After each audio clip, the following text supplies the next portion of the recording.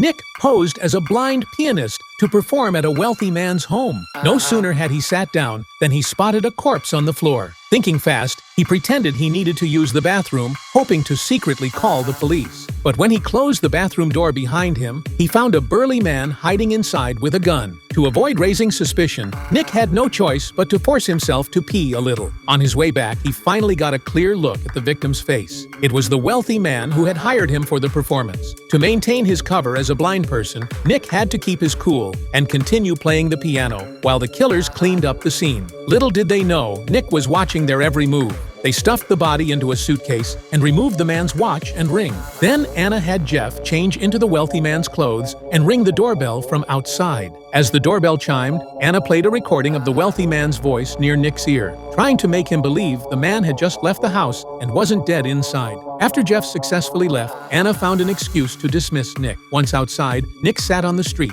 debating whether to report to the police. Remembering how well the wealthy man had always treated him, he hailed a rickshaw to the police station. He thought he'd be hailed as a hero, but just as he was about to tell an officer about the case, he spotted Jeff from the wealthy man's house. Nick was instantly paralyzed with fear. He never imagined the killer was actually the police chief. Thinking quickly, Nick claimed his cat had been killed. The chief clearly didn't buy this explanation. To test his suspicions, the chief decided to personally drive Nick home to investigate. But the moment they entered, the chief noticed that day's newspaper on the table. Nick hastily explained it was for cleaning up cat poop. The chief remained skeptical and proceeded to test Nick in various ways, even throwing a knife at him. Fortunately, Nick stayed calm and didn't blow his cover. Convinced he was overthinking things, the chief finally left. The next day, the wealthy man's body was found by the river. Police classified it as a robbery homicide, and through illegal means, the chief successfully framed an innocent young man for the crime. Just when it seemed the matter would end there, an unexpected turn of events occurred.